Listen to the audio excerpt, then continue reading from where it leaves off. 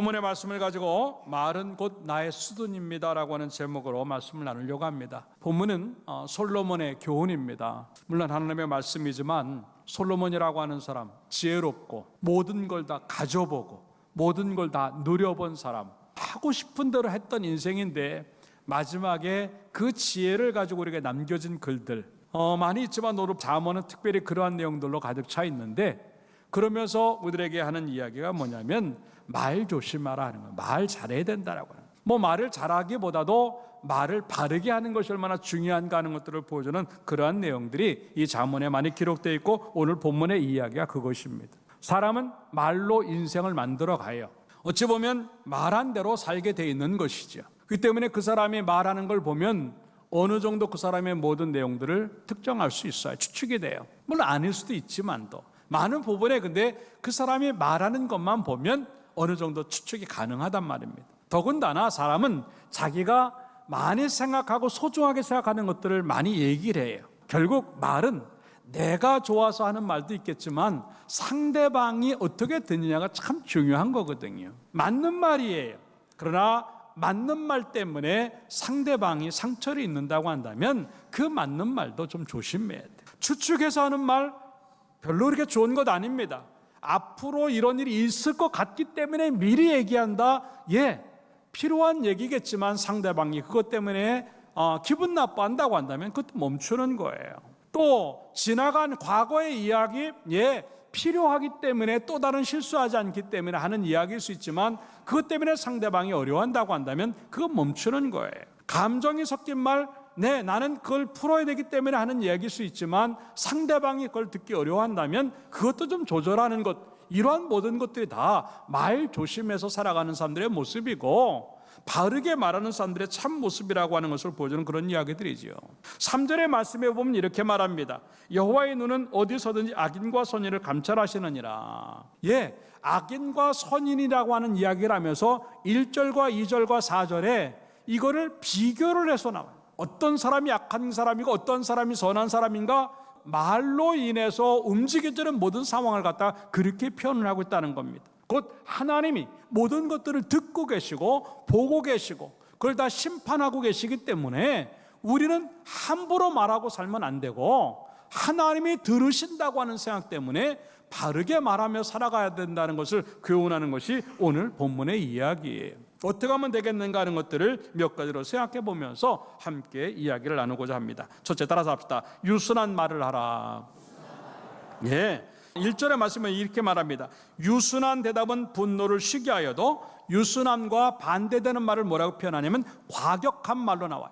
유순한 대답과 과격한 말인데, 유순한 대답은 분노를 쉬게 해도 과격한 말은 노를 격동한다라고 합니다. 여기서 유순하다고 하는 표현은 뭐냐면 예의를 갖췄다, 정중하다, 부드럽다라고 하는 뜻이 다 포함되어 있습니다. 그리고 과격하다고 하는 말들은 곧 고통을 준다라고 하는 뜻이. 그러니까 유순한 대답은 말은 하면 할수록 많은 사람들을 갖다가 풀어주는 거예요. 분노도 풀어주고 기분도 풀어주고 모든 분위기도 풀어주는, 오히려 분노가 멈추게 만드는 것은 유순한 대답인데, 오히려 없었던 화까지 돋게 만드는, 여기서 노라고 하는 것은 열받는다라고 하는 표현. 이 없었던 열까지 받게 만드는 건 뭐냐면 과격한 말이라고 하는 거예요. 사실 어찌 보면 가정이라고 하는 것은 가장 행복해야 하는 곳이, 그리고 밖에서 상처를 입어도 가정 안으로 들어오면 치유가 되는 곳이 이게 가정이라고 하는 곳이에요. 그런데 너무나 많이 가장 많은 상처가 어디에서 일어나냐면 가정에서 일어나요. 이유가 뭔지 아세요? 쉽게 생각해서 그래요. 너무 가족이니까 편하게 느껴지니까 긴장을 안 하고 무장해제가 되는 거예요. 집에만 들어오면 모든 것들이 다 풀어지니까 함부로 말해도 되고 함부로 자기 감정을 표현해도 되는 것처럼 느끼기 때문에 신경 안 쓰는 거예요. 그러면서 뭔가 상대방이 힘들어하면 뭘 그런 걸 가지고 그러냐 그래. 아니거든요. 그렇기 때문에 가정 안으로 들어가도 예의가 필요하다고 하는 거예요. 이 예의가 왜 필요할까? 관계 때문에 그래요.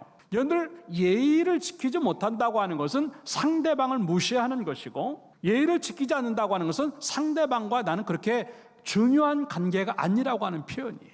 세상을 살면서 잃어버려지지 말아야 될 것들이 참 많이 있지만 정말 잃어버리면 안 될 게 뭐냐면 사람을 잃어버리면 안 돼요. 따라잡다. 사람을 잃어버리지 맙시다. 네, 소중한 거예요. 근데 우리는 특별히 가족들에게는요, 이게 잘 안 되는, 예의 없어 되는 줄 알아요. 남편에게 무슨 예의를 찾아? 아유, 부인에게 무슨 예의를 찾아? 아유, 애들인데 무슨 예의를 찾아? 아닙니다. 그게 유순한 대답이거든요. 그렇지 아니하면 과격한 말이 나갈 수밖에 없어요. 공격하는 얘기, 뭔가 지적하는 얘기, 뭔가 날이 선 얘기가 그 사람에게 나갈 수밖에 없다고 하는 걸 그렇게 얘기하는 것이지요. 그렇기 때문에 조금 더 생각을 해야 돼요. 그냥 하고 싶은 대로 막 하는 것이 아니라, 이게 예의가 되는 것일까? 저 사람이 부담 느끼지 않을까? 저 사람이 뭔가 상처를 입지 않을까? 정중하게 부드럽게 할 수 있는 그런 모습이 주어지면 올라왔던 감정, 올라왔던 화까지, 올라왔던 열받음까지 멈추게 하는 것이 유순한 대답이라고 하는 것들로 믿고, 여러분들 모든 그 분노가 다 여러분 때문에 멈춰지는 데까지 쓰임받는 여러분의 언어가 되기를 주님의 이름으로 축원합니다. 예, 맞는 말이에요. 그럼 어떻게 맞는 말이라고 다 함부로 할 수 있어요? 조금은 좀 참고, 조금은 좀 돌려서 얘기하고, 조금은 좀 다듬어서 얘기할 수 있는 그런 정제된 언어가 우리에게 필요하다고 하는 것을 얘기하는 것이죠. 잠언 16장 27절에 뭐라고 말을 하고 있냐면, 불량한 자는 악을 꾀하나니 그 입술에는 맹렬한 불 같은 것이 있느니라. 이게 악한 자예요. 맹렬한 그 불 같은 것들이 그 입에 있기 때문에 이 말만 내붙으면요, 사람을 열받게 하고 불이 붙게 만드는 거예요. 이걸 멈춰는 것들이 유순한 대답인데, 그러면서 28절에 이렇게 말합니다. 패역한 자는 다툼을, 여기서 패역하다고 하는 것은 거짓말하고 왜곡하는 거예요. 자꾸 말을 지어내는 사람들입니다. 이런 사람들은 다툼을 일으키게 되고, 말쟁이는 친한 벗을 이간한, 사람의 관계를 끊어놓는 거예요. 부부 사이에도 마찬가지고, 부모 자식 간에도 마찬가지고, 자꾸 사이가 멀어지고 관계가 끊어지는 게 어디 있느냐면 말하는 데 있다고 하는 겁니다. 분명히 알게 하려고 너무 많이 우리는 거친 표현들을 할 때가 많은 것이 우리의 모습이라고 하는 거죠. 이 말이 왜 나오는 줄 아세요? 상대방을 소중하게 생각하지 않는다는 얘기예요. 상대방을 무시하는 거예요. 그럴 때 상대방은 절대 무시당하지 않아요. 내 인격이 무시가 당하는 거고, 내 신앙이 무시가 되는 거고, 내 삶이 무시되는 거예요. 나는 상대방을 공격하기 위해서 말을 했는데 결국은 내 자신의 인격과 신앙은 거기에서 무너지는 거예요. 거기까지예요. 아무리 내가 기도를 많이 하고, 아무리 내가 예배 잘 드리고, 오래 예수를 믿었어도, 성경 많이 알고, 교회 사역 많이 해도 내 언어가 그 정도라고 한다면 나는 좋은 신앙인이 아니에요. 그렇기 때문에 내가 하는 말들을 또 한 번 잘 살펴봐야 돼요. 애들에게도 마찬가지예요. 함부로 말하지 마세요. 아이들 무시하는 말, 아이들 기죽이는 말 함부로 하면 안 돼. 물론 너무 기를 살리려고 아이들을 버릇없게 만드는 건 더 큰 문제겠지만도 어쨌든 그러면 안 되는 거예요. 부모들도 마찬가지예요. 자식들이요, 아직 부모님들이 살아계시다고 한다면 말 조심하세요. 부모님도 상처받으세요. 예. 상대방이 하는 그 말로 인해서 내가 받는 상처가 얼마나 많은가. 이 거꾸로 한번 생각해 봐야 돼요. 나는 어떤 얘기를 듣고 싶은가? 상대방도 그 얘기를 듣고 싶어요. 나 잘한다는 얘기를 내가 듣고 싶습니까? 그러면 상대방도 잘한다는 얘기를 듣고 싶단 말입니다. 근데 우리는 상대방을 생각하지 아니하고 나만 생각하니까 그냥 내가 좋은 대로 말하는 거예요. 그러다 보니까 그것들이 상처가 되고 어려움이 될 때가 참 많다고 하는 거죠. 언어에는 두 가지 종류가 있어요. 첫째는 사실 언어가 있고, 한 가지는 배려 언어가 있어요. 사실은 있는 그대로 얘기하는 것이고, 배려는 조금 돌려서 얘기하는 거예요. 사실은 사실 맞는 말이지만 그 맞는 말이 상처를 가요. 근데 배려는 좀 안 맞는 말 같지만 그거로 인해서 상대방이 힘을 얻어요. 나는 어떤 언어를 사용하고 있는가 하죠. 너무나 많이 우리는 사실이라고 하는 것에만 꽂혀 있어요. 그 사실 때문에 상대방이 상처 있고, 그 사실 때문에 상대방이 하기 싫어하는 것은 생각하지 아니하고 사실에만 마음에 가 있으니까 아무것도 이루어지지 않고 오히려 더 나쁜 상황들만 만들 때가 많다고 하는 것이죠. 그래서 몽골 속담에는 어떤 말이 있냐면, 칼의 상처는 아물어도 말의 상처는 아물지 않는다라고 하는 속담이 있어요. 칼로 손을 베면 어느 정도 시간이 지나면 금방 아무로 표도 안 나요. 근데 마음에 상처를 입으면요, 그게 오래 가요. 칼로 벤 이 육신의 상처는요, 아무리 길어도 몇 주면 이게 다 아물지만 마음의 상처는 30년, 40년이 가도 안 아물 수도 있다고 하는 거죠. 그렇기 때문에 우리는요, 조심해야 된다고 하는 겁니다. 에베소서 4장 29절에는 그래서 뭐라고 말을 하고 있냐면, 무릇 더러운 말은 너 입 밖에도 내지 말라. 어떤 말을 해야 되느니까? 오직 덕을 세우는 데 소용이 되는 대로 따라잡다. 선한 말을 하여 듣는 자들에게 은혜를 끼치게 하라. 믿습니까? 이 선한 말이 예수 믿는 사람들이 쓰는 언어예요. 이 언어가 우리에게 필요하다고 하는 겁니다.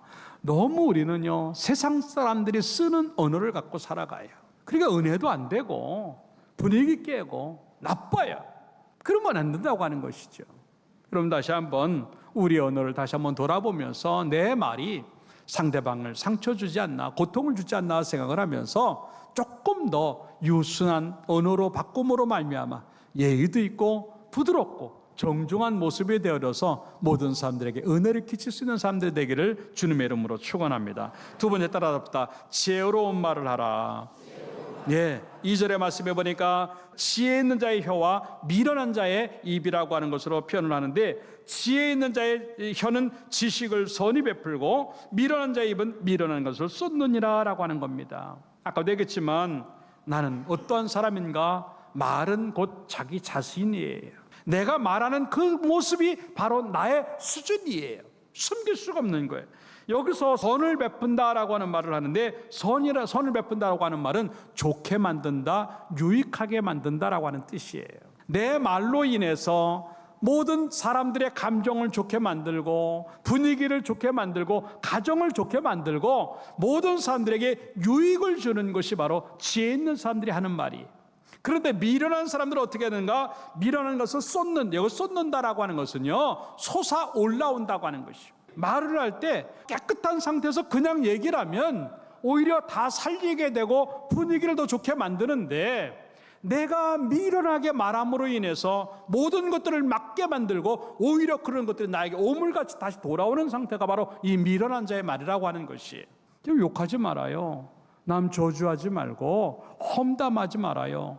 말을 부풀려서 하지 말고 둘러대고 그러지 말아요. 다시 한번 우리의 언어를 다시 한번 돌아보면서 좋게 만들고 유익을 만드는 말을 갖고 살아가기를 주님의 이름으로 축원합니다. 설사 그런 것들이 입에 배에서 나온다 할지라도 한 번 한 번 할 때마다 이렇게 해야 돼. 그게 바로 시편 141편 3절의 이야기예요. 여호와여, 내 입에 파수꾼을 세우시고 내 입술의 문을 지키소서라고 하는 겁니다. 오죽 자기도 말의 실수가 많으면 이 시편의 기자가, 하나님, 나 자꾸 말로 실수하니까 내 입에 파수꾼을 좀 세우셔서 뭔가 잘못 나오면 자꾸 닫게 해주세요. 그 정도의 마음이 있어야죠. 집에서도 마찬가지예요. 자꾸 막말이 나오려고 그러면 딱 닫고, 하나님 잘못했습니다. 말로 실수하지 않게 해주세요. 행동으로 짓는 죄, 생각으로 짓는 죄도 있지만 입술로 짓는 죄 짓지 않게 해주세요. 자꾸 여러분 입을 닫으려고 그래야 돼요. 입을 닫을 때 나오는 게 뭔지 알아요? 따라합시다. 입을 닫으면 마음이 열린다. 네. 입을 자꾸 여니까 마음이 닫히는 거예요. 근데 입을 닫으면 마음이 열리니까 모든 사람들에게 유익을 주고 싶고 모든 사람들에게 좋은 분위기를 만들고 싶어 하는 것이, 그게 우리들의 모습이라고 하는 거예요. 그래서 고린도전서 14장 40절에는 그렇게 말합니다. 따라합시다. 모든 것을 품위 있게 하고 질서 있게 하라. 네. 품이라고 하는 게 그런 거예요. 조절하는 겁니다. 자기를요. 누가 봐도 참 점잖구나. 누가 다 봐도 예수 믿는 사람답구나. 누가 봐도 은혜 받은 사람답구나. 다시 한번 품위가 있는 교회가 되고 품위가 있는 성도, 품위가 있는 여러분들의 가정이 되기를 주님의 이름으로 축원합니다. 그래서 잠언 10장 19절의 말씀에 보니까 말이 많으면 허물을 면하기 어려우나 그 입술을 제어하는 자는 지혜가 있다. 입술을 제어한다고 하는 것은요, 조절한다고 하는 뜻이에요. 상대방이 상처 입지 않고 분위기에 문제가 되지 않게 내 말을 자꾸 조절하는 겁니다. 왜 말만 조절하는 거겠어요? 감정도 듣는 것도 다 조절해야지. 나는 어떤가 하는 거죠. 너무나 많이 우리는요, 듣는 것도 말하는 것도 미련한 사람처럼 얘기할 때가 참 많다고 하는 겁니다. 우리들도 얼마든지 어려움이 와요. 가정에 경제적인 문제가 생길 수도 있고, 배우자가 아플 수도 있고요, 아이들이 또 타락할 수도 있고요, 빗나갈 수도 있고요, 부모님들이 또 갑자기 아프셔서 편찮으셔서 어려움이 올 수도 있어요. 이럴 때 나는 상대방을 향해서 우리 집안을 위해서 어떤 말을 해야 되는가? 다른 건 몰라도 은혜가 되는 말을 할 수 있다고 한다면 훨씬 지혜가 나갈 수 있고, 그거로 인해서 내 신앙의 수준과 인격의 수준, 그 품위가 유지가 될 수 있는데 그게 안 된다고 하는 거죠. 그럼 이제 좀 우리는 지혜로운 말을 하면서 좀 남도 칭찬도 하고 또 격려도 하고 도닥거려 주기도 하고, 오늘 이 말로 인해서 모든 것들을 다 새롭게 만들고 더 좋게 만들어내는 그런 모습에 쓰임받기를 주님의 이름으로 축원합니다.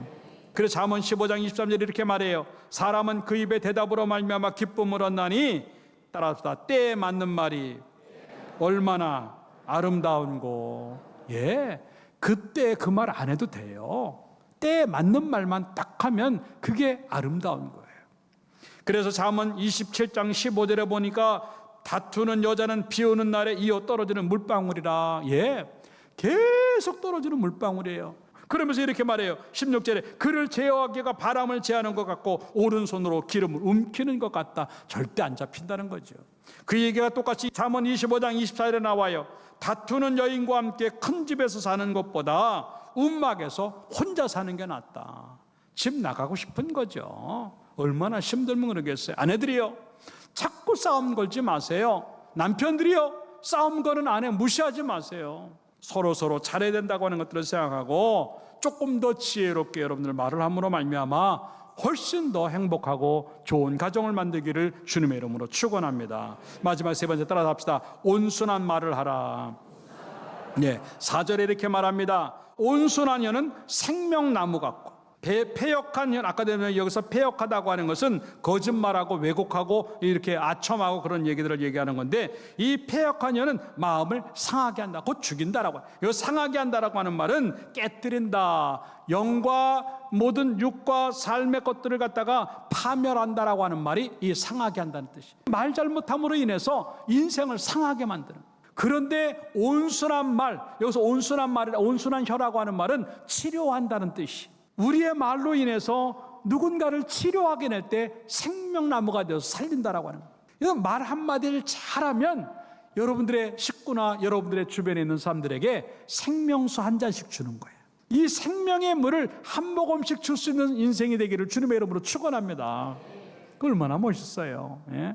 생명나무가 되는 그 말. 어느 하나가 이렇게 살리기도 하고 죽이기도 한다고 하는 것을 표현하는 그런 모습이죠. 생명의 언어가 있어요. 축복하고 감사하고 격려하고 칭찬하고 잘한다고 응원하고 긍정하는 이 이야기들은 이제 살리는 언어예요.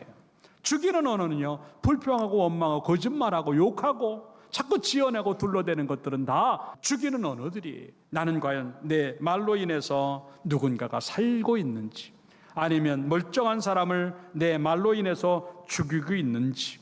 잠언 17장 9절의 말씀에 보니까 허물을 덮어주는 것, 이게 사실 살리는 거죠. 허물을 덮어주는 사람은 사랑을 구하는 자요, 그것을 거듭 말하는 자는 친한 것을 이간하는 자라고 하는 겁니다.